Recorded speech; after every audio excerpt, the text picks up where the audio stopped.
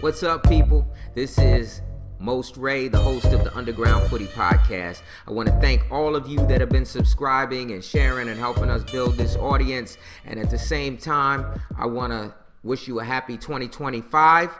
You see, I got myself a new studio set up. I did have some technical issues, so I had to do some creative editing. So please excuse anything that doesn't sound just perfect, but we're working on it.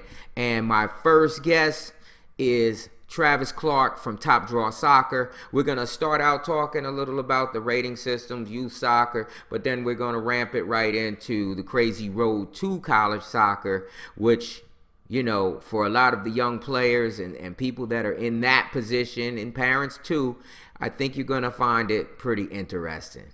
So without further ado, Travis, tell us a little something about yourself, and thanks so much for coming on.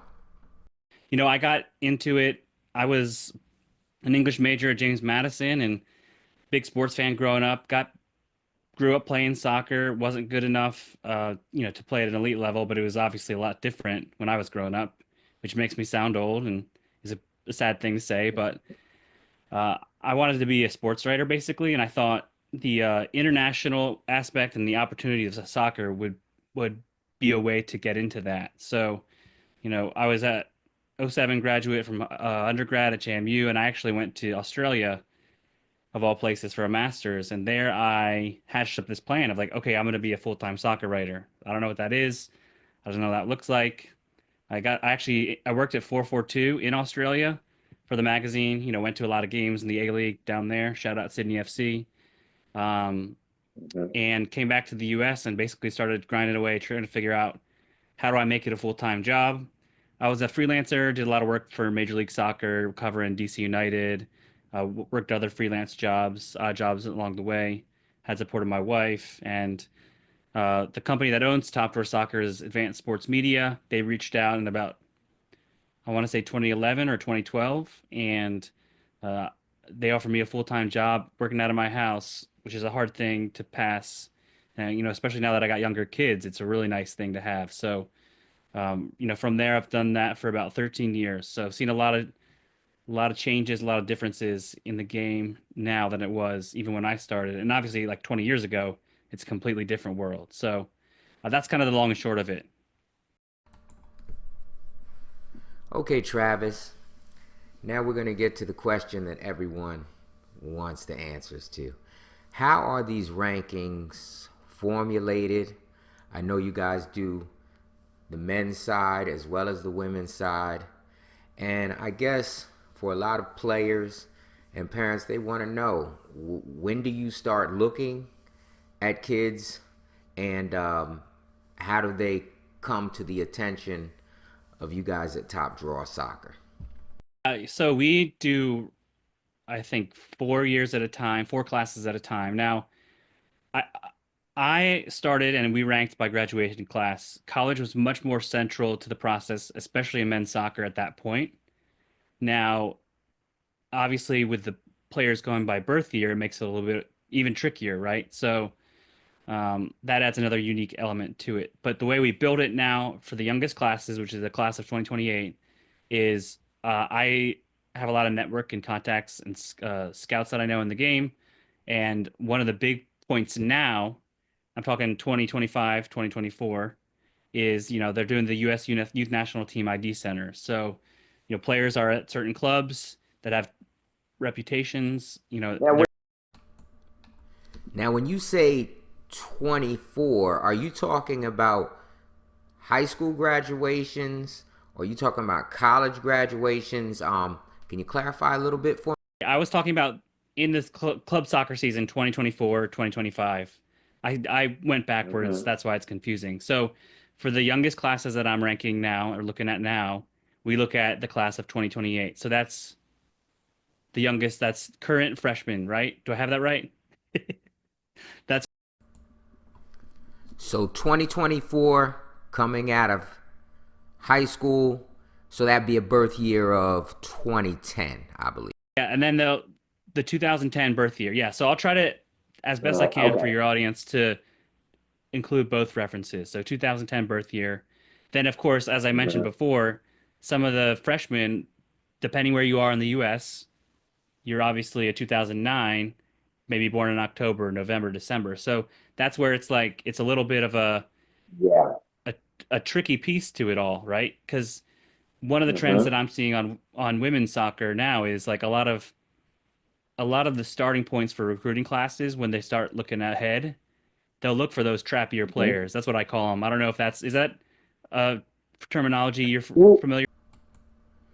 I've never heard the term trappier player, but it sounds like what you're talking about is kids born in September, October, November, or December could technically fall into that category. Yep. So okay, go you're ahead. talking mostly September, November, December. There are some kids, parents held them back when they were 5, 6, so maybe they're July, Hmm. but you never really see earlier than June. June is rare um, to be that old. But again, that's one of the things I'm missing. So you're building the rankings of the 2010s right now. Are you talking about mostly women or women and men? Women and men. So for women, the college recruiting bit that Okay. I was mentioning is more for women's. They're looking at trap year players when they start.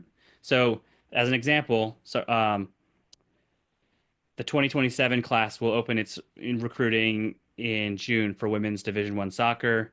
A lot of those coaches that I speak June 15th, a lot of Mm-hmm. the coaches that I speak with, they'll look at those trap year players first because they're like, it's about being a little bit more physically advanced, right? For better or for worse. This is just what I talk to people about. So again, back to the 2010s to 2028s. That's what we're looking at first. You got a long way to go between now and when you hit college. 3 years is world of difference for players, whether it's physical development, whether it's technical, tactical, all the things, right? So a lot of what we work off at the early ages is what the U.S. national team, with the U.S. youth scouts are looking at. So you see them call in big camps. So I know players to look at off of that list, right? Because I'm one guy and I have a couple of colleagues. They have scouting networks they're working with. I know some of the people there, but again, they hesitate to share with us, share with me, which is again no fault their own. But I see these guys called to a national team camp. I know I gotta watch them, right? So that helps build it at the younger age groups. And then, we update 4 times a year. You try to talk to college coaches, get their insight, see who they're looking at. You go to events. You Well, watch wait a as many minute. games as you Wait a can. minute. Okay, so you're talking about the ID camps and the regional camps that US Soccer does, correct? Yep. So, before 10 years ago, we could go to those U15 camps. When you had Christian Pulisic, Weston Hmm. coming through, we saw them when they were U14s, Hmm. right? So we know historically it's not perfect, but it's a good place to start if you're doing what we do and trying to cover all these players with so few people doing it, right? So, Hmm. you can criticize the U.S. Soccer Federation, and we've done that. They're not our biggest fans, which is fine. It's okay. But Hmm. if you're gonna have this network and the scouts to go counter against what they're doing, you gotta have a big network, which we don't have. So, again, let's just give you an example. We are at the 2028s as our youngest class. A lot of those players that I've first looked at were part of these. They did both regional stuff last year, and they've started to do 2010 national team stuff. So I can look at that programming. I know which players I need to check out. A lot of the times, historically speaking, those are players that are ahead of the team, ahead of their peers at that age group. So that's kind of how you build it, and then you try to audit it as best as you can as the years go by. Now, this is thousands of players we're talking, so we try to do our best. We know it's never going to be 100% accurate. We get lots of feedback from coaches, from parents. I've learned how, I've only done this last 2 to 3 years as well, just to be clear. My time at TDS, I did a Hmm. lot of the college stuff first. So I'm still learning how the Hmm. best practices in this ever-changing landscape. So that's kind of the basic formula. You basically try to collect as much data as about as many players as you can. You cross-reference it with people you know. You cross-reference it with video you can watch, games. I can pretty much watch a significant amount of games nowadays because you got Huddle, you've got Veo cameras, like stuff that even 10 years ago was much more difficult, much more word of mouth at that point. And then there's also the flip side to it where the element to it where if you don't get response from a club, from a regional, feedback, there's obviously biases and politics at play. So we got to do what we do our best. We're not everyone's favorite cup of tea, and that's fine. I love doing what I do. I love spotlighting these young athletes. I wish I could spotlight more of them. They're doing a lot of great things. They put in a lot of work and a lot of effort to do it. So I think what we do is pretty neat, even if I'm not the biggest fan of the whole rankings, because it's unpredictable at the end of the day, right? We see many kids Right. like $1 million at 15. I'm sure you've seen a lot with your kids, Yeah. right? With the age ranges that I've dealt with, one of the things that I've seen is that MLS Next, which was the DA before that, the bigger clubs, DC United, the Bethesdas, the Baltimore Armors, Arlington, Alexandria, they obviously have a bigger machine and more contacts inside of U.S. soccer. And, on the girls' side, it was always ECNL. But I would always talk to parents that felt somewhat, slighted in that if they played at a smaller club, they weren't getting the exposure, the invites. But I also know it's very difficult. It's very difficult to tell how good a player is, especially from video, if perhaps they're not playing against the strongest competition, or at least what's perceived as. And that's something I always felt bad about, because I would see some of these kids in open run formats and they would be playing against those kids, and I knew Things have changed so much that the 2010s and 11s are being recruited to move out of market, which is kind of crazy to me as a father of younger kids. But there are MLS teams that make a Yeah. big push for recruiting now, as you know, obviously. Um, Yeah. and I mean, you it, you do see the difference in intensity for like a 2010 MLS Next game between two MLS academies and like two good MLS Next, just as an example, right? But at the flip side, like you could take a really good player out of that environment and he or she could do really well. Now the girls' side is obviously a bit different if you're talking. That's more mhm. like the ECNL versus the Girls Academy League, which is the just to speak Okay. on that as well. It's a kind of a similar thing where ECNL is a little bit further ahead, and because the GA is kind of what they built after the Development Academy folds and the The Girls DA Academy folded, right? rises out of that. So, and now it's even the ECNL has pulled a lot of the best clubs out of that now. So it's at a point where a lot of college coaches are trying to figure out, okay, if I see this player, dominate a girls' academy game, what is she going to do in a ECNL setting, or is she going to be a good enough? Because that game, the women's D1 game, men as well as men's D1, if we're talking college, athleticism is where a lot of things hinge on, right? So Mhm. where's that meeting, and can that player thrive in that environment? So yes, there is bias towards pro teams because you want to think that MLS teams, professionally run teams, are the ones pulling out the best players or have the best players, but that's not, as you know, as your audience Mhm. knows, that's not always going to be the case, right?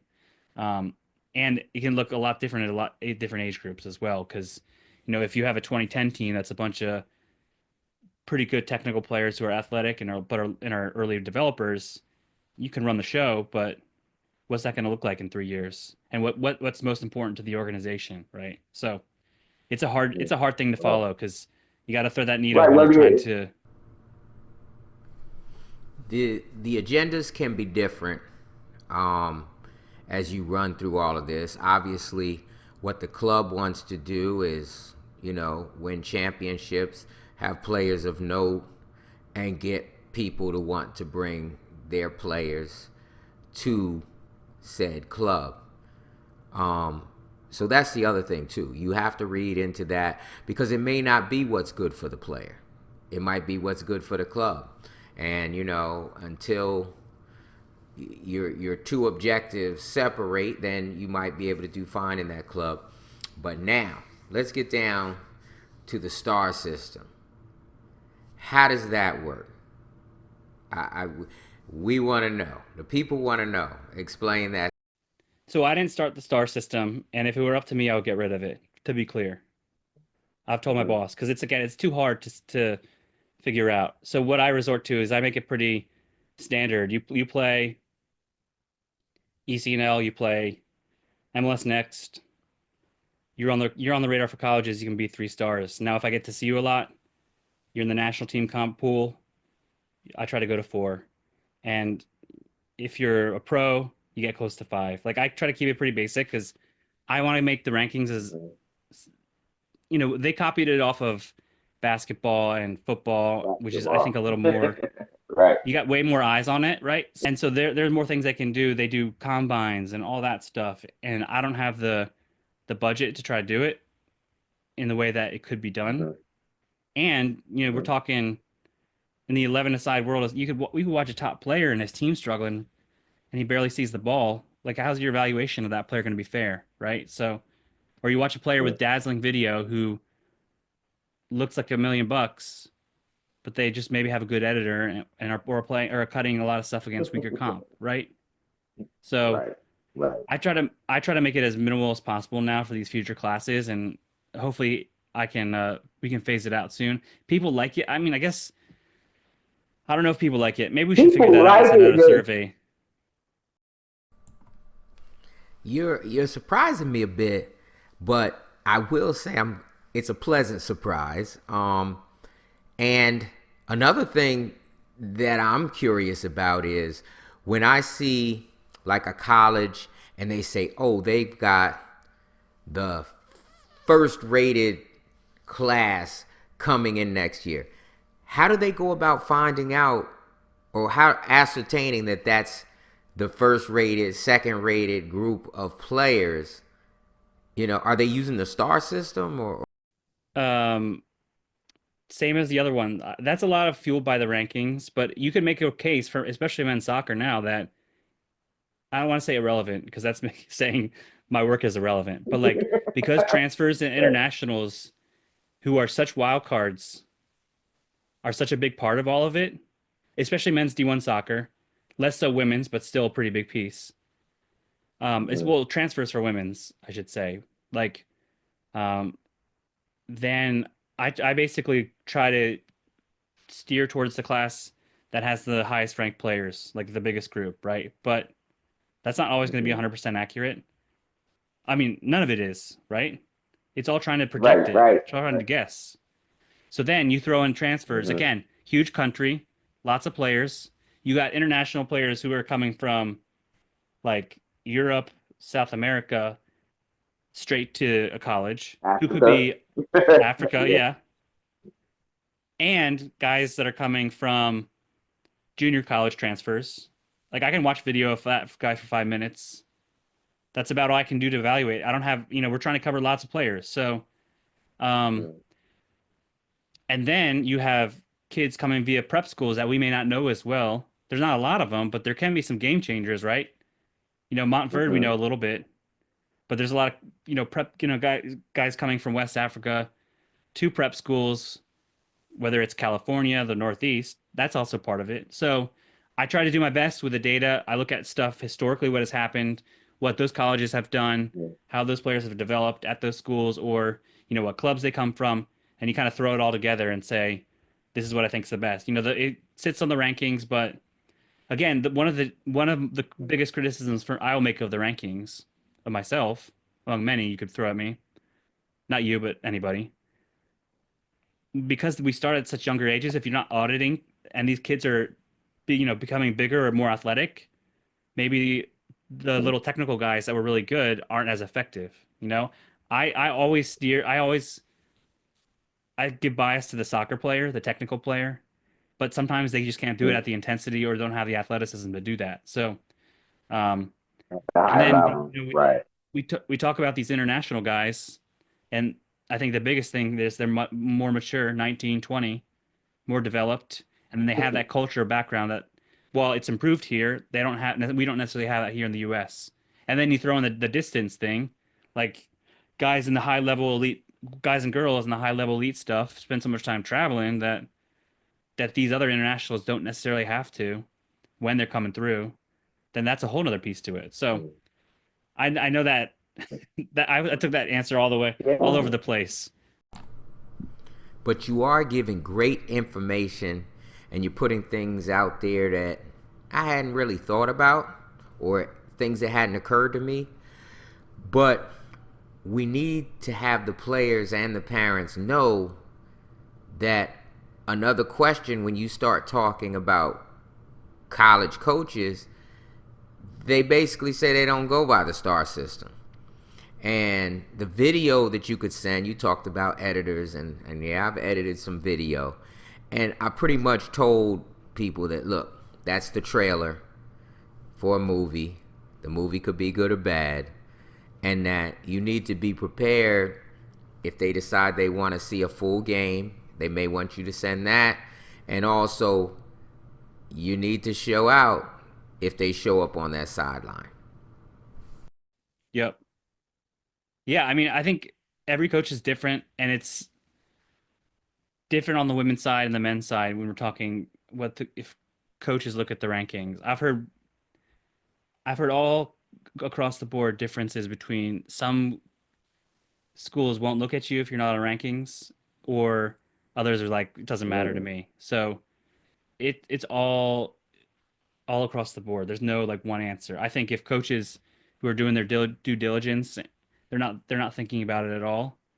Some will pull it up as a reference Mm. point. It varies. Like, and I think it's a big contrast between men's and women's too. So yeah, I mean, it's honestly completely. It's becoming more and more separate because like we're talking men's and women's D1 soccer, right? So, like a lot of the D1 coaches that I know, the biggest programs, the ACC ones, they're looking at the portal first now. Yep. Or they're proven, they're older, like the things we discussed. They're more athletic, they're more mature, whatever. I was told by a friend of mine whose daughter plays D1 soccer that the reason that the women seem to get committed sooner is because physically you can see what you got in a girl that's 15, maybe 16 years old, whereas on the men's side, obviously what you see at 14, 15 might not be what you see at 17, 18. I mean, what are your thoughts? I haven't studied the science behind it, but that's generally what I've heard and what I have thought. I don't fully agree. You see the players change from so just to give context in case for listeners that don't know, like let's the recruiting window for 2026 opened last June, right? A lot of the Mm. big programs are done, and then they'll leave spots open for transfers. And now one thing that was dropped on all of this is the NCAA revenue sharing legislation that's likely it hasn't been signed yet, but it's all but that's how it's being operated. Drop programs to 28 players per roster for the programs that opt in. But that's for So the men's side, right? Is that for that's both also men and women? women's, men and women's. Okay. So safe to say, or unfortunate to say, there's going to be a whole lot of top players. Like, for instance, I remember watching UNC, and their talent was so deep, but their squad was really big. So some of these top players will be trickling down probably into mid majors, and then that effect will just keep going, throughout the system. Hmm. So last year for the class of 2025 in women's soccer, more than men that I've seen in men's, is you saw players that had committed when that opened pretty early in that window. Let's say the first 3 to 4 months. So we're talking 2023. And so last summer when this all happened, colleges had to go back and say, sorry, we don't have a spot for you anymore. Let's say they were someone on low money or no Yeah. money or like a preferred walk on. Those are likely what we're talking about. So they had to go back, and there was Yeah. a big push. Social media had a lot of not chatter, but players trying to. They were basically had released from their commitment and had to find a new home for this year's class. So that's a whole another piece to this thing that, and then like to your question, the development piece. I haven't really pinpointed. I'm not sure why, but at first, they started recruiting like eighth graders several years ago. I don't know if you know Lexi Misimo and Trinity Byers at all. Do you know those names? Yes, yes, yes, yes. So we're talking about, two players that were recruited as eighth graders. And so that led the NCAA to institute recruiting rules. And there's always been that talk about, the physical development in women versus men. But it's certainly a big factor. And coaches seem like they're comfortable. The class of 2027, they have started looking at those players this season, this club season. And, they'll start offering players within a few months later this year, which I think is, you're still 2 years away and a lot can happen, in my opinion. But I think it's less prominent, I think, when you're talking about players' physical development. So it is an interesting piece to all of Well, it. One thing that players and parents need to keep in mind is that college coaching, all coaching, is a fluid situation. So circumstances can change. So you can go with an early commitment, but a lot of things can happen. I mean, coaches, a lot of times it's the assistant coaches that are out there looking for players. And then they bring them in to, I guess you call the coach the chef, and then he decides which of the fish that have been caught are going to be used for the actual meal.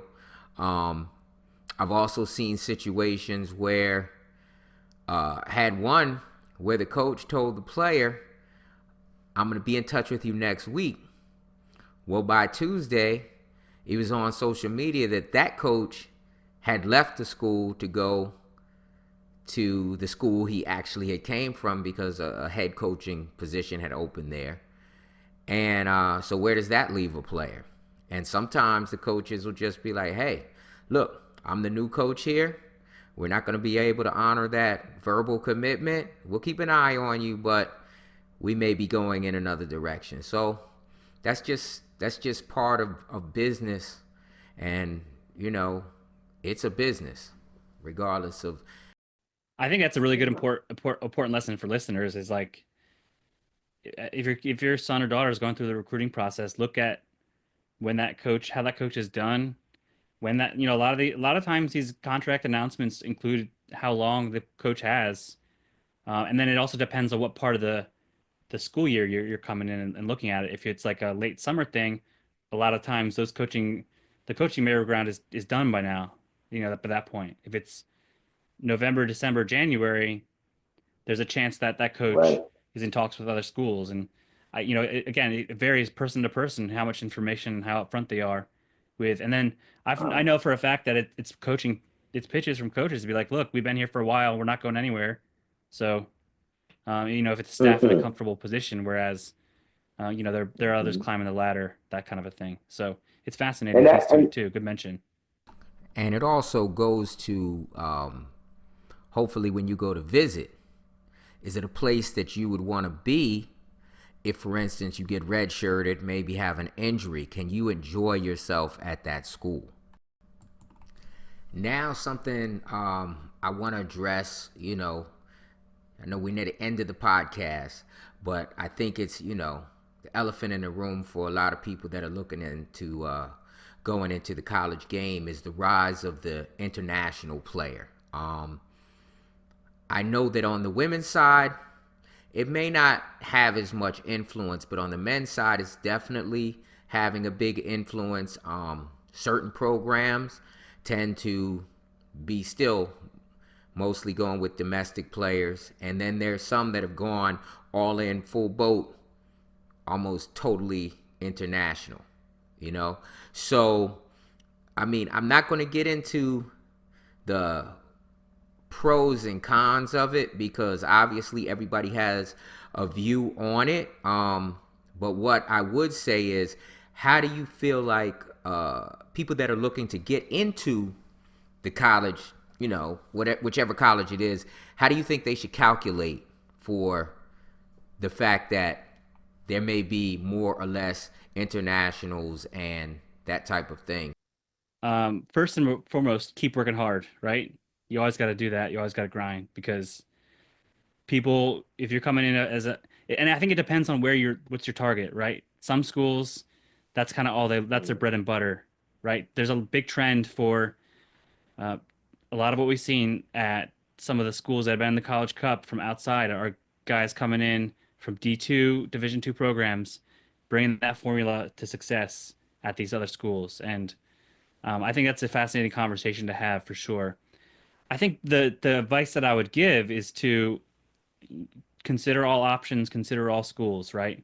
With this new roster limit, if you want to play ball, but you want to go to school too, maybe have the idea of transferring in your back pocket if you're going to be at a smaller D1 program where playing time is available, where maybe you like the coaches but want to keep that idea of moving up the ladder, in the back of your mind, like basically kind of go where you can get minutes sooner rather than later, I think is a good way to look at it because even college coaches tell me all the time, we talk about it as a developmental stage, but they'll be like, nah, I mean, we got to win games still, right? So that's why we've seen that trend, right? We've seen all these international guys Right. come in, and I think there's lots of pluses to it. I'm also of the like these American. I think for me, what I would want to see, I would want to see U.S. kids treated the same way by the NCAA, and maybe they will get there soon, right? So like, let's take Ramsey as an example. Let's say at 16 years old, he had like a 20K contract that wipes out his NCAA eligibility. Like, obviously, you're not going to take that. You want to keep college on the board. But why can't he do something similar to some of these international guys? Like, sign a contract at 16 where, let's say, he has 3 years of development with a U23 side. He should be able to then, Hmm. maybe I'm not going to make it right now. I want to go to school. He doesn't have that option because he signed that contract, right? There's a lot of kids Right. that's happening to. They sign an MLS, Right. MLS And Next then, Pro deal. Obviously, it could be a whole nother podcast, and maybe we'll see if some folks want to come on and discuss it. But I mean, even like I said, level the playing field. Maybe put some limits to the number of internationals, the same way they do in Europe. You can't put but so many internationals on a team. Markets could be protected by pricing, like they do in, let's say, Denmark. You want to sign a young player and he's not local, the baseline number might be whatever, 650,000 euros. So now they're kind of making it so that if you can find another guy who's close for a lot less, that's from Denmark, then he gets the deal. I mean, that to me could be helpful, But like I said, this would be a good discussion to have another time. Interesting conversation because there is lots of positives to it, raising the level that you kind of hinted at. Guys that come from that soccer cultural background that bring something different than guys that climb the ladder in the American club youth landscape, which is a lot different. But I think I've never thought about that. I think that's a really good shout. Like, how do you protect the market a little bit at least? And I think evening out the playing field so a kid can sign a contract at 15, have that pro development environment, but still do his studies, and like he could have that opportunity. Should he, you see guys released that they maybe did a next pro deal, then they got a homegrown deal, and they've been in the system for 5 years, and they're 20, and they got cut after one of their option years in MLS, and it's like, but Some of these guys are actually being sent by agents to come here, get a little more seasoning, get some playing time. Maybe it wasn't in the cards for them to go up the ladder any further wherever they're from. They come here, and then they can head on back, And let's be honest, name brands don't matter to internationals, right? So they'll go to schools like Missouri State. They might head to a Marshall or a Hofstra, which are now, they're very good programs, but they're not the name brands that used to run the scene, like your Stanfords, your Marylands, your, you name it. Pretty much ACC, what's now the Big Ten. I mean, obviously SEC could care less about footy, so we won't even go into that. But these are real things. Lastly, is there anything that you want to say to the people? Obviously, you can find me on Instagram. Send me a DM. I won't say you'll find me on TikTok because I had just tried to start using it and it shut down, so I'm good. Anyway, anything you want to get to the folks? No, not really. I just check out our website. We try to do our best to cover as many kids as we can, and we know we're not always perfect, so always have some grace in the Mhm, space. But it's fun to get to do what I do, and I like to mhm. recognize these younger players, even if they may not make it at the top level, they're still really good players, really good talent, and they put in a lot of work. So that deserves shine and recognition of its own. So um, it's there's a lot. We could speak endlessly on various topics within this space, but definitely a good idea to keep it at least somewhat short and not several hours long. No doubt. And for 2025, we're hoping people will listen, share, subscribe, and we are looking for sponsors. If you're interested, you can reach out. Also, my email is most at pgyoungboys.com. And again, you can still reach me on Instagram or even Twitter under PG Youngboys. And we have big plans to get players involved. I'm going to be doing some reels where I interview some players. So I'm hoping that the players will, like I said, reach out. Let me know when you're available, what your situation is, and let's get some talk going, and hopefully get you guys seen a little bit. So, like I said, send me a DM, and if someone wants to get in touch with you, Travis Clark, Top Drawer Soccer, how would they do so? Oh yeah, sure. I remain on the platform formerly known as Twitter, Travis M. Clark. Uh, I think my messages are open, and Uh-huh. But T don't Clark at get Top Drawer crazy, Soccer. people. I mean, you can send us a note at editor at topdrawersoccer.com. My email is tclark at topdrawersoccer.com. It's listed there as well. No secrets. Mhm. Only people All are right. pretty nice. So, and All hey, right. like I always tell people, if you ask me to watch your son or daughter and you ask nicely, I will. I'm not gonna like rank a player just because you tell me to, but whenever the emails are nice, I'm much more obligated to take that time. When when it's Wow. not as nice, like I understand we are not everyone's cup of tea, and we'll get stuff wrong all the time. Not all the time. We try not to, but like Sometimes. it's a big country, and there are a lot of players out there, as everyone knows, and a lot of good players out there. So um, shifting through that and standing out can be challenging at times. All right. Thank you so much for your time. And I want to thank the audience. You guys have been really great. And please continue to subscribe, share, follow. I know we say that all the time, but it really is important. And I got something big coming up. I got a podcast. The next one's coming on. It's going to be the players. I have Dylan Williams, who plays for Boston University, and I have Ramsey Ray, who plays for College of Charleston. They'll be talking about their freshman season and the ups and downs of it, and also just uh, they're going to be talking to the young players that are looking at getting into the college game, and point out some of the differences. So please subscribe, and as soon as that thing drops, I'll be dropping some clips. But please pass this one on. And again, thanks to Travis Clark from Top Drawer Soccer for taking time out to talk to us. And you guys be blessed.